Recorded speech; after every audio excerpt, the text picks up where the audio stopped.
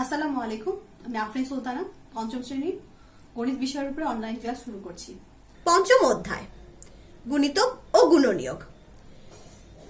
আমরা এই অধ্যায়ের আজকে তৃতীয় ক্লাস করছি। প্রথম দুইটি ক্লাসে আমরা গুণিতক, গুণনীয়ক, লসাগু, গসাগু, মৌলিক সংখ্যা এগুলো নিয়ে আলোচনা করেছি এবং পরের ক্লাসটিতে আমরা প্রশ্নের অঙ্ক এবং যোগ্যতা ভিত্তিক নিয়ে আলোচনা করেছিলাম। আজ আমরা এক কথায় প্রশ্নের উত্তর দাও এবং যোগ্যতা ভিত্তিকের আরো কয়েকটি প্রশ্ন নিয়ে আলোচনা করব। তাহলে প্রথমে আসা যাক এক কথায় উত্তর দাও। এখানে কয়েকটি নমুনা প্রশ্ন আমি রেখেছি তোমাদের সামনে। মনে করি আমার প্রশ্নটি হলো গুণনীয়কের অপর নাম কি। যেহেতু এক কথায় উত্তর দিতে হবে তাহলে শুধু উৎপাদক এই উত্তরটুকু লিখলেই হবে। এরপর এসেছে জোড় মৌলিক সংখ্যা কয়টি। জোড় মৌলিক সংখ্যা আমরা জানি মৌলিক সংখ্যাগুলো সাধারণত বেজোড় সংখ্যা হয়ে থাকে। শুধুমাত্র একটি মৌলিক সংখ্যা আছে যেটি হচ্ছে জোড় এবং সেটি হচ্ছে 2। আচ্ছা, লসাগু গসাগু এর পূর্ণরূপ লিখো। আমরা লসাগু গসাগু সম্বন্ধে যখন বিস্তারিত আলোচনা করেছিলাম তখন আমরা দেখেছিলাম যে লসাগু এর পূর্ণরূপ, গসাগু এর পূর্ণরূপ। তো এখানে আমাদের শুধুমাত্র পূর্ণরূপটুকু লিখলেই হবে। অর্থাৎ লসাগু এর অপূর্ণরূপ হচ্ছে লঘিষ্ঠ সাধারণ গুণিতক, আর গসাগু এর পূর্ণরূপ হচ্ছে কি গরিষ্ঠ সাধারণ গুণনীয়ক।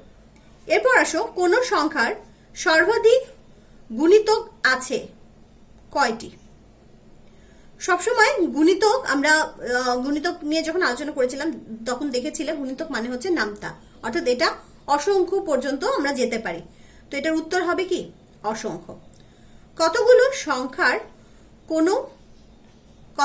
সংখ্যার কোন মৌলিক সাধারণ গুণনীয়ক না থাকলে তাদের লসাগু কত হবে। সেই সংখ্যাগুলোর গুণফল। যদি সাধারণ গুণনীয়ক না থাকে সেক্ষেত্রে আমরা জানি যে কি করতে হয়, শুধু জাস্ট ওই সংখ্যাগুলো দিয়ে কি করতে হয়, সংখ্যাগুলো গুণ করে দিলে আমরা গুণফল পেয়ে যাই। সংখ্যাগুলোর গুণফল উত্তর হবে। ক্ষুদ্রতম মৌলিক সংখ্যা কত। একটু আগে আমরা জানছি যে জোড় মৌলিক সংখ্যা হচ্ছে 2। আচ্ছা, 2 এর পরের মৌলিক সংখ্যাটি কত, 3। তাহলে আমরা তো এই প্রশ্ন থেকেই বুঝে গিয়েছিলাম যে সর্বনিম্ন মৌলিক সংখ্যা হচ্ছে 2। এখানে বলেছে ক্ষুদ্রতম মৌলিক সংখ্যা কত, অর্থাৎ 2। ক্ষুদ্রতম মৌলিক সংখ্যা বা ছোট মৌলিক সংখ্যা যাই আসুক অ্যান্সার 2 হবে। 8 সাধারণ গুণিতকের মধ্যে সবচেয়ে ছোট সংখ্যাকে কি বলে। সবচেয়ে ছোট সংখ্যাকে বলে হচ্ছে লসাগু। 0 কোন ধরনের সংখ্যা। 0 হচ্ছে নিরপেক্ষ সংখ্যা, অর্থাৎ এটি ধনাত্মকও না ঋণাত্মকও না, এটি হচ্ছে নিরপেক্ষ। 12কে মৌলিক সংখ্যার গুণফল হিসেবে প্রকাশ করো। অর্থাৎ 12কে কি করতে হবে, মৌলিক সংখ্যার গুণফল হিসেবে প্রকাশ করতে বলা হয়েছে। অর্থাৎ 12কে তোমাকে প্রথমে হচ্ছে মৌলিক মানে এটাকে বিশ্লেষণ করতে হবে। বিশ্লেষণ করে যে সংখ্যাগুলো আসবে সেগুলোকে অবশ্যই মৌলিক সংখ্যায় আনতে হবে। অর্থাৎ 2 গুণন 6 তুমি রেখে দিতে পারবে না, তোমাকে কি করতে হবে, 6কেও তো ভাঙা যায়। 6কে কি দিয়ে ভাঙা যায়, 2 গুণন 3। 2 আর 3কে গুণ করলে 6 হয়, সেভাবে এটাকেও ভাঙতে হবে। অর্থাৎ 12কে যদি আমি বিশ্লেষণ করি তাহলে আমরা পাবো 2 গুণন 2 গুণন 3। 11 ভাগ প্রক্রিয়ায় গসাগু নির্ণয় করাকে কি বলে। উত্তর ইউক্লিডীয় প্রক্রিয়া। কোন সংখ্যাটি সবসময় সব সংখ্যার মৌলিক উৎপাদক। কোন সংখ্যাটি সবসময় সব সংখ্যার মৌলিক উৎপাদক। অর্থাৎ আমরা মৌলিক উৎপাদক বের করার সময় দেখেছি সবগুলো বেলায় কি আসে, 1 আসে। তো 1 হচ্ছে সব সময় সব সংখ্যার মৌলিক উৎপাদক হচ্ছে 1। একাধিক সংখ্যার কোন সাধারণ মৌলিক গুণনীয়ক না থাকলে তাদের গসাগু কত হবে। তাদের গসাগু হবে হচ্ছে 1। অর্থাৎ যখন সংখ্যাটিকে দেখলে কোনো তাদের মধ্যে তারা ভাগ হবে এরকম কোনো সংখ্যা যদি আমরা না পাই, অর্থাৎ তাদের মধ্যে মৌলিক গুণনীয়ক যদি না থাকে, সেক্ষেত্রে আমার গসাগু হবে হচ্ছে 1। 12 এর গুণনীয়কগুলো লিখো। একটু আগে আমরা দেখেছিলাম 12কে কি করা হয়েছে, বিশ্লেষণ করা হয়েছে মৌলিক সংখ্যায়, আর এখানে বলা হয়েছে 12 এর গুণনীয়কগুলো লিখো। দুইটার মধ্যে কখনোই তোমরা দুটার মধ্যে যে পার্থক্য আছে এটা সবসময় খেয়াল রাখবে, একটা চাইলে আরেকটার অ্যান্সার দেবে না। এখানে কি করতে হবে, 12 অর্থাৎ আমরা কোন সংখ্যা দিয়ে কোন সংখ্যাকে গুণ করলে গুণফল তাদের 12 পাবো। 1কে যদি আমরা 12 দিয়ে গুণ করি তাহলে 12 পাচ্ছি, 2কে 6 দিয়ে গুণ করলে আমরা 12 পাচ্ছি, 3কে 4 দিয়ে গুণ করলে আমরা 12 পাচ্ছি, এবং আর কোনো সংখ্যা নেই যাকে গুণ করলে আসলে আমরা 12 পাবো। তাহলে 12 এর গুণনীয়কগুলো হবে কি, 1 2 3 4 6 12। এই যে আচ্ছা, এরপর বলা হয়েছে 3 ও 5 এর গসাগু কত। এখানে উত্তর দেওয়া হয়েছে 1। আচ্ছা, এই প্রশ্নটি মানে 15 নম্বর এই প্রশ্নটি আমরা 13 নম্বর প্রশ্নটির সাথে মিল পাই। কিভাবে, এখানে বসে একাধিক সংখ্যার কোনো সাধারণ মৌলিক গুণনীয়ক না থাকলে তাদের গসাগু কত হবে। সেখানে তুমি বলেছিলে 1, আমরা বলেছি যে 1 হবে, কিন্তু এই যে এখানে দেখো, এখানে দুইটি সংখ্যা মানে একের অধিক সংখ্যা নিয়েছি, এদের 3 এবং 5 এদের মধ্যে কোনো মৌলিক সাধারণ গুণনীয়ক নেই, তাহলে এদের গসাগু কত হবে, এদের গসাগু হবে 1। আচ্ছা, এরকম আরো অনেক ছোট প্রশ্ন আছে, অর্থাৎ এক কথায় প্রশ্ন, যেগুলোকে তোমার এক কথায় উত্তর দিতে হবে। তোমরা এগুলো বাসায় আরো আরো বেশি বেশি করে অনুশীলন করবে। আচ্ছা, এবার আমরা যোগ্যতা ভিত্তিক প্রশ্ন নিয়ে আলোচনা করব। প্রথমে এখানে আমি প্রশ্নটি পড়ব। কি বলা হয়েছে, দীপু 50টি আম ও 75টি লিচু কতজন বালক বালিকার মধ্যে সমান ভাগে ভাগ করে দিল। দীপু 50টি আম ও 75টি লিচু, এখানে 50টা আম এবং 75টি লিচুর কথা বলা হয়েছে, এবং বলা হয়েছে বালক এবং বালিকাকে সমান ভাগে ভাগ করে দিয়েছে। প্রথম প্রশ্নে বলা হয়েছে ক, বালক বালিকার সংখ্যা সর্বোচ্চ কতজন। যখনই সর্বোচ্চ সংখ্যা বের করতে বলবে সেক্ষেত্রে আমাকে কি করতে হবে, গসাগু করতে হবে, আর সর্বনিম্ন বললে আমরা লসাগু করতাম। তাহলে আমাদের এখানে কয় কি করতে হবে, গসাগু করতে হবে। আমি গসাগু করার যে নিয়মগুলো তোমাদের শিখিয়েছি সেখানে হচ্ছে আমরা গুণনীয়ক পদ্ধতিতে গসাগুগুলো করেছি। তোমরা চাইলে এখানে 75 এবং 50-এর গুণনীয়ক বের করতে তাদের মধ্যে থেকে যে পদ্ধতিতে আমি গসাগুটা করিয়েছি সেভাবে তোমরা করতে পারবে।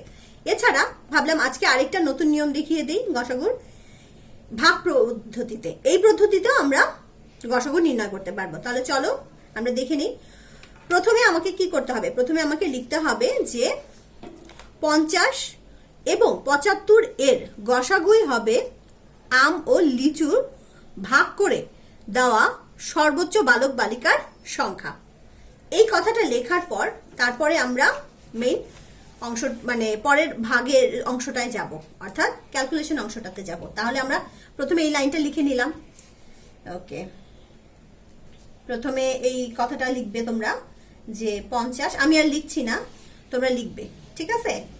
এরপর হচ্ছে এখানে এখানে লিখে আমরা কি শুরু করব, এখানে কমা। এবার 50 এবং 75 এর মধ্যে ছোটকে 50, তাহলে 50 হবে হচ্ছে ভাজক আর 75 হবে হচ্ছে ভাজ্য।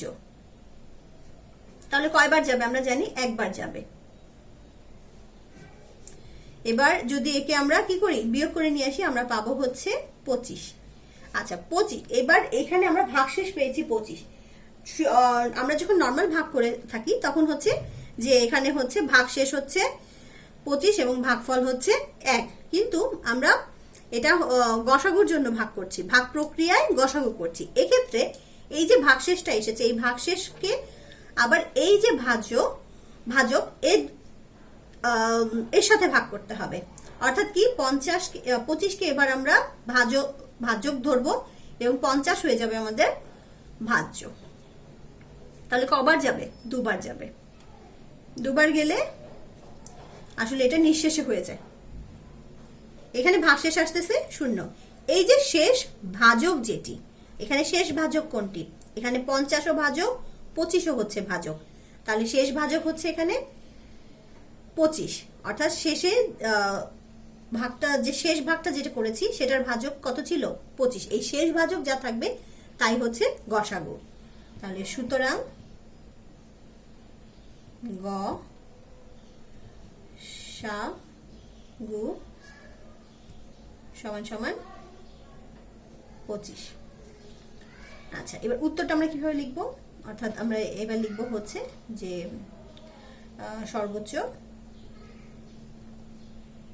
সর্বোচ্চ 25 জন বালক বালিকা কার মধ্যে আম ও লিচু ভাগ করে দেওয়া যাবে।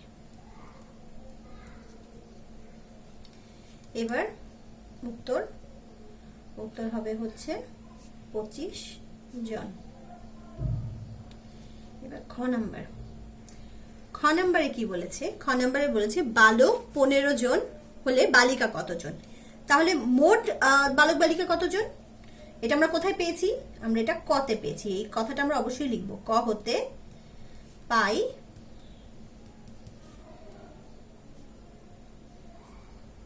বালক বালিকা সংখ্যা সমান সমান 25 জন। আচ্ছা, দেওয়া আছে বালকের সংখ্যা, দেওয়া আছে বালকের সংখ্যা,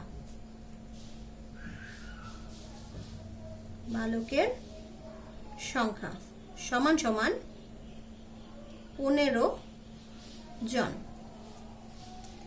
সুতরাং বালিকা কার সংখ্যা সমান সমান 25 বিয়োগ 15 ব্র্যাকেটে জন দিব সমান সমান 10 জন। উত্তর 10 জন, বা উত্তর বালিকা 10 জন। আচ্ছা, এরপর কি বলেছে? গ নম্বরে প্রত্যেকে কয়টি করে আম ও লিচু পেল? এখন প্রত্যেকে কয়টা করে আম আর লিচু পেল?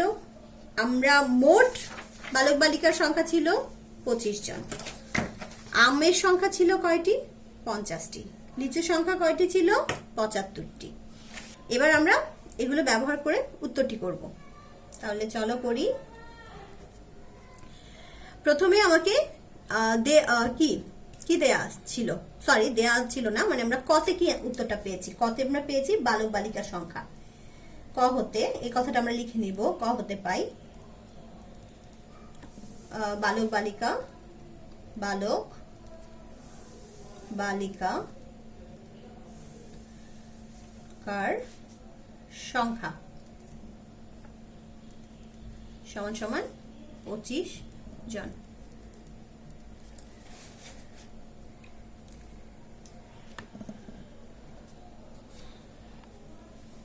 ওকে, এরপর হচ্ছে প্রত্যেকে আম পাবে। প্রত্যেকে কয়টি করে আম ও লিচু পাবে? প্রত্যেকে মানে একজন। প্রত্যেকে আম পাবে সমান সমান, আম কয়টি ছিল? 50। তাহলে 50 ভাগ 25 টি সমান সমান কয়টি? 2টি। এই ভাগ দেখানোর প্রয়োজন নেই, এটা আমরা মুখে মুখেই করে ফেলতে পারি। এরপর হচ্ছে প্রত্যেকে লিচু পাবে। লিচু কয়টি ছিল? লিচু ছিল 75টি। 75 ভাগ 25 টি সমান সমান 3টি। আচ্ছা, তাহলে আমরা উত্তর কি লিখব? উত্তর লিখব হচ্ছে প্রত্যেকে বা একজন প্রত্যেকে 2টি আম ও 3টি লিচু পেল বা পাবে, একই কথা। এরপরে আসি ঘ নম্বরে, প্রত্যেকে মোট কয়টি ফল এবং আম অপেক্ষা লিচু কয়টি বেশি পেল?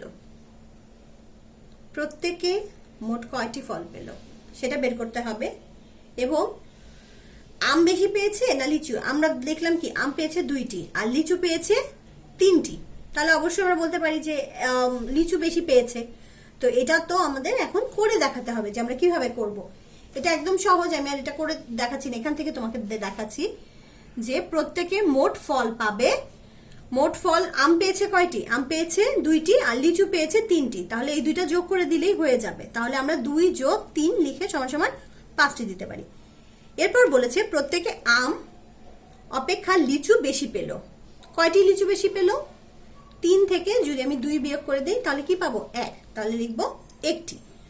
আচ্ছা, উত্তর হবে হচ্ছে উত্তর আসবে, অবশ্যই উত্তরটা লিখবে। উত্তর হবে হচ্ছে মোট ফল পেল হচ্ছে 5টি এবং আম অপেক্ষা লিচু 1টি বেশি পেল। আচ্ছা, এরপর আসো পরের অঙ্কটিতে। পরের প্রশ্নে কি বলা হয়েছে? 5টি ঘন্টা প্রথমে একত্রে বেজে প্রতিটি 8, 9, 15, 20 ও 24 মিনিট অন্তর বাজতে লাগলো। অন্তর মানে আমরা কি বলেছি? এতক্ষণ পর পর, অর্থাৎ একটা 8 মিনিট, একটা 9 মিনিট, একটা 15 মিনিট, একটা 20 মিনিট, একটা 24 মিনিট পর পর বাজতে থাকে। 24 এর গুণনীয়কগুলো দেখাও। কি কি লিখো। এটি আমি করে দিচ্ছি না, এটি এখানে করা আছে, আমি তোমাদের জাস্ট একটু বুঝিয়ে দিচ্ছি। দেখো 24 আমি কি করতে হবে যে আমাকে কোন সংখ্যাগুলোকে গুণ করলে তাদের গুণফল 24 হবে। তাহলে 1 কে যদি আমি 24 দিয়ে গুণ করি 24 হবে, 2 কে 12 দিয়ে গুণ করলে 24 হবে, 3 কে 8 দিয়ে গুণ করলে 24 হবে, 3 8 24, 4 কে 6 দিয়ে গুণ করলে 24 হবে, 4 6 24, অর্থাৎ 24 এর গুণনীয়কগুলো হবে কি 1 2 3 4 6 8 12 24। এরপর কি বলছে যে 24, 15 ও 24 এর গসাগু নির্ণয় কর। এটা তোমরা এইভাবে গুণনীয়ক বের করে গসাগু করতে পারবে, অথবা মাত্র যে আমি তোমাদের একটু আগে শিখিয়েছিলাম যে পদ্ধতি, সেই পদ্ধতিতেও চাইলে করতে পারবে। তাহলে আমি যেহেতু এই পদ্ধতিটা আমরা কিছুক্ষণ আগে একবার করেছি, তাহলে এটা আরেকবার করে দেখাই, তাহলে তোমাদের বাসায় অনুশীলন করতে সুবিধা হবে। তাহলে হচ্ছে আমরা কি করব? 15 এবং 20। তাহলে 15 এবং 20 এর মধ্যে হচ্ছে সবচেয়ে ছোট কোনটা? ছোট হচ্ছে 15, তাহলে আমরা নিব 15, তারপরে হচ্ছে 20। আচ্ছা, তাহলে 15 দিয়ে কয়বার যাবে? অবশ্যই একবার যাবে, ভাগফল আসছে 5। এবার 5 হয়ে যাবে হচ্ছে ভাজক, 15 হয়ে যাবে ভাজ্য, নিয়ে আসলাম 3। অনেকেই ভুল করে কি করো, এই 3 কে গসাগু বলে ফেলো, কিন্তু 3 কে আমাদের গসাগু বলা যাবে না। আমাদের গসাগু হবে শেষ ভাজক, নট ভাগফল। শেষ যে ভাজক সে হচ্ছে আমাদের গসাগু। তাহলে এখানে গসাগু হচ্ছে সমান সমান 5। এবার আসো গ নম্বরে কি বলেছে? প্রত্যেক প্রদত্ত ঘন্টাগুলো বাজানোর সময় এর লসাগু নির্ণয় করো। 8 9 15 20 24। তাহলে প্রথমে অবশ্যই এটা 2 দিয়ে যাবে, তাহলে 2 দিয়ে গেলে হবে হচ্ছে 4, তারপরে 9 যাবে না, সো 9 থেকে যাবে, 15 যাবে না, 15 থেকে যাবে 20 হয়ে যাবে হচ্ছে 10, 10 দুগুণে 20, 24 হয়ে যাবে হচ্ছে 12। আচ্ছা, এবার আবার এটা 2 দিয়ে যাবে, তাহলে এবার হবে এখানে 2, এখানে হবে হচ্ছে এখানে 9 থেকে যাবে, এখানে হবে হচ্ছে 9 থেকে গেলে এখানে হবে